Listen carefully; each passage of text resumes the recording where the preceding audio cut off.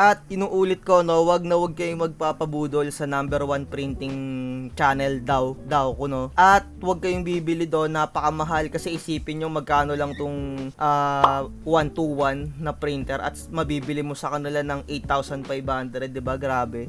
Last time nga sinabi ko sa inyo kung ano yung magandang printer para sa document printing business. So ngayon naman ituturo ko sa inyo kung ano naman yung printer na maganda sa sticker printing business at sa pagprint ng photos. So simulan na natin. Unang-una, pasok pa rin itong Epson 121 na to, itong printer na napakamura ng Epson pagdating sa sticker printing business at photo printing. Pero itong printer na to ay gagawan mo pa ng tweaks or customize mo pa siya, tatanggalan mo pa rin siya ng shark teeth kasi etong printer na to ay design lang para sa document printing. Pero kung nagsisimula ka pa lang at talagang mababa pa lang yung budget mo at gusto mong mag-start ng sticker printing ay pasok na to. Pero kailangan maganda yung pagkakatanggal mo talaga ng shark teeth niya dahil yung mga vinyl sticker umaabot din yan ng mga 100 plus GSM na which is etong printer na to ay hanggang 70 GSM lang kung hindi ako nagkakamali. At ang magandang ink sa mga sticker printing business ay mga pigment ink. So mag-move na tayo sa pangalawang printer. So all-time favorite din etong 3210 pagkadating sa sticker printing business at photo printing. Pero etong mga printer na to, no, yung mga una-unang printer na to, hindi nyo sila pwedeng salpakan ng sobrang kakapal na GSM ng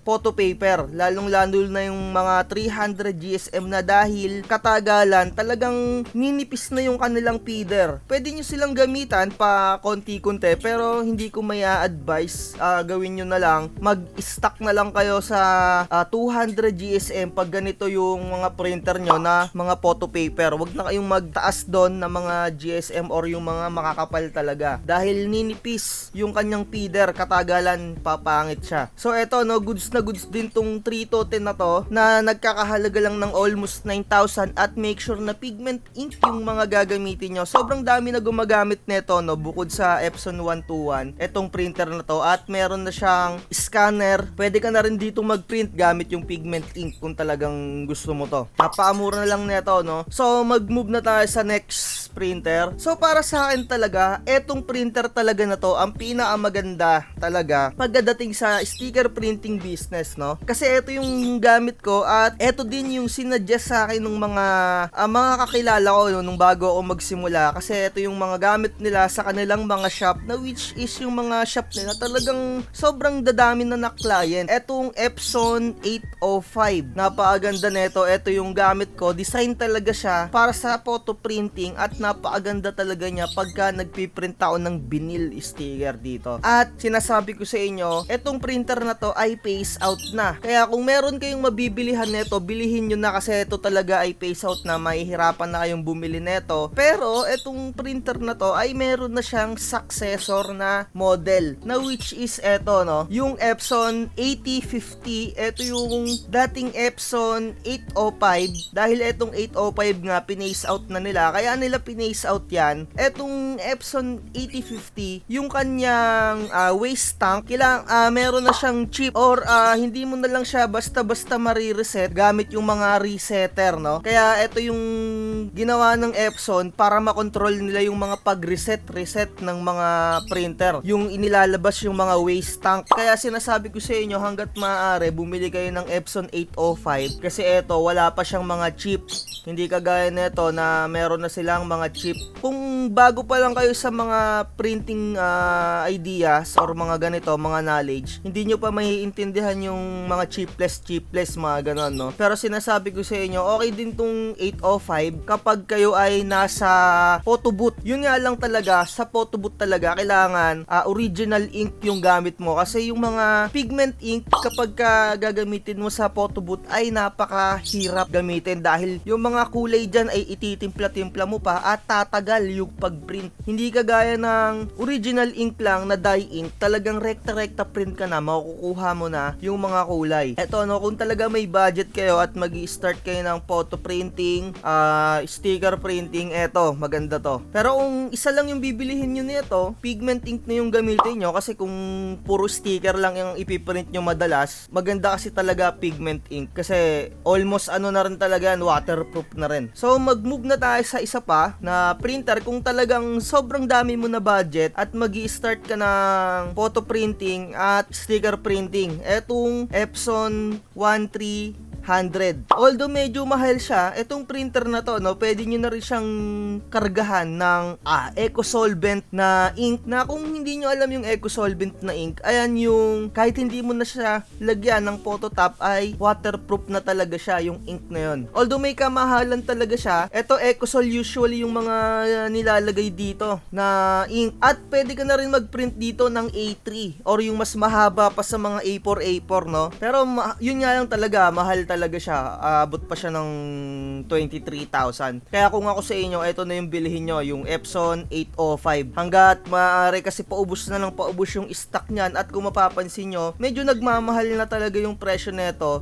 Kumpara mo dito sa latest, di ba? Kung iisipin mo, bakit mas mura yung latest at mas mahal yung luma? At kapag binili mo tong luma na to, iba yung presyo ng may original ink, ayun o, makikita nyo, original ink, at yung presyo ng unit lang. Dahil etong printer na to, nabili ko lang din to dati, halagang 15,000 no, kung ngayon makikita nyo, 17,000 na. At wala pa yung ink. Dati may ink na yung nabili ko, kaya bilihin nyo na kung mag-start kayo ng printing business, ng magpiprint kayo ng sticker, eto na yung bilihin nyo kaysa dito sa 805. Etong 805 na to, maganda lang talaga to sa mga photo booth kasi original ink yung gagamitin mo. Eto naman, kung talagang may budget ka, eco-solvent yung ikarga mo dito, aralin mo lang yung mga maintenance para hindi agad masira. Kasi yung eco-solvent ink, napakabilis talagang matuyo. Kumbaga matutuyuan ka agad ng matutuyuan yung mga printer head, kaya kailangan tuloy-tuloy yan yung maintenance mo dyan. Panoorin mo tong video na to para matutunan mo yung mga maintenance. Ayan, medyo mahal talaga to, pero may isa pang mahal na printer bukod dyan, na which is etong next natin, etong Epson 1800. Etong printer na to ay 6 color printer na rin. Etong 1300 ay 4 colors lang. Eto namang 8050 ay 6 colors na rin, kagaya nga na etong Epson 805. Ang kinagandahan lang kasi talaga kapag 6 colors, napakaganda nung outcome ng print niya, no, kumpara mo sa mga 4 color printer. Talagang kitang-kita mo yung kagandahan. Talagang mahal nga lang talaga to na printer. Ito, ginagamit to talaga sa mga photo printing, sa mga studio, yung mga graduation picture, ayan. Tapos ang ikakarga mo talaga dito, syempre original ink lang. Pero kung kakargahan mo to ng mga pigment ink, kailangan talagang malakasan na yung production at sobrang dami kang naipiprint, dahil medyo mahal talaga tong printer na to, no, kung kakargahan mo lang ng mga pigment ink. Meron akong kakilala,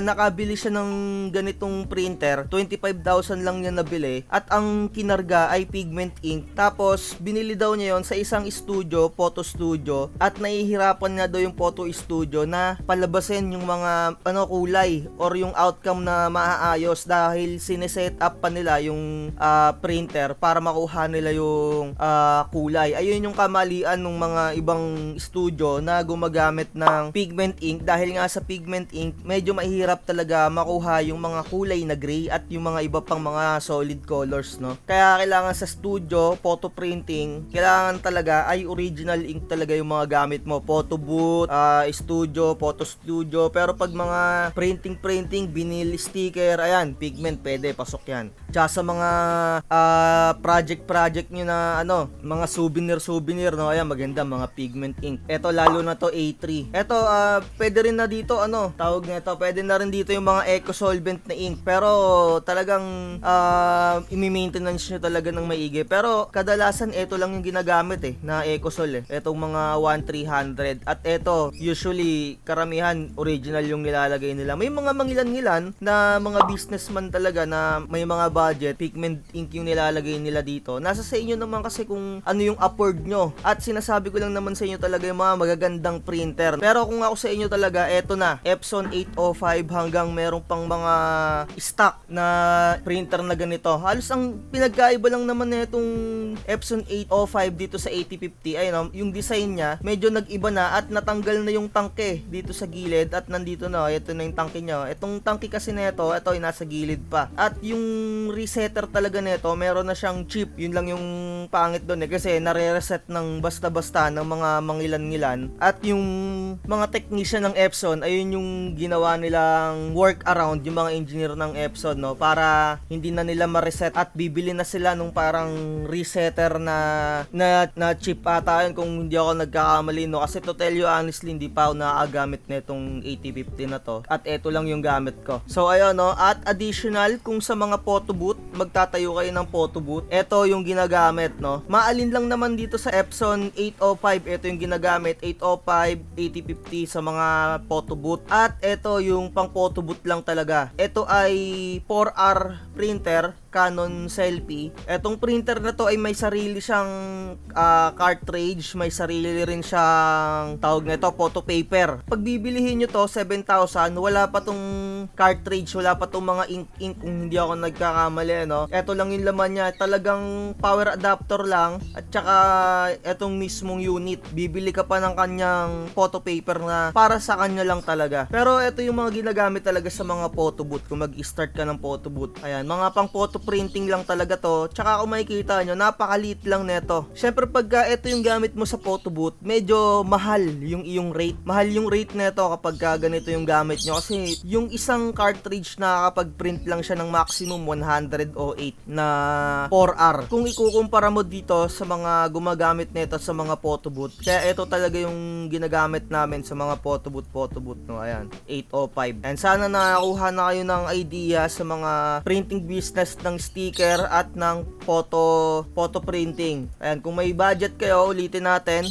Kung may budget kayo, syempre hindi na ganito yung bibilihin nyo, no. Hindi na 1-to-1 kasi ito pang starting lang talaga to kasi hindi ganun yung kagandahan niya. Kung kahit papaano may budget ka, go ka na rin dito sa Epson 3210. Napakadaming nagtitinda sa Shopee na mga sticker nila ay dito lang nila piniprint. Kahit yung mga vlogger dyan ng mga printing, yung iba dyan, ganito lang din yung ginagamit nila. At pigment ink yung nakasalpak. Pero kung kahit papaano talaga, meron kang reps at talagang gusto mo yung quality ng outcome ng printer mo at yung mga output mo ng sticker, eto. At sa mga photo printing, eto talaga. Pero sa photo printing, suggest ko talaga original ink. Makukuha mo rin naman sa mga pigment ink yung mga kulay, pero hindi siya ganun kagandahan kagaya ng mga original ink talaga. Pero kung makukuha mo yung timpla ng pagprint, ay talagang napaka-quality talaga ng pigment ink. Kaso talagang magiging learn from the experience talaga na makuha mo yung tamang magandang settings. At eto naman yung kanyang updated. So,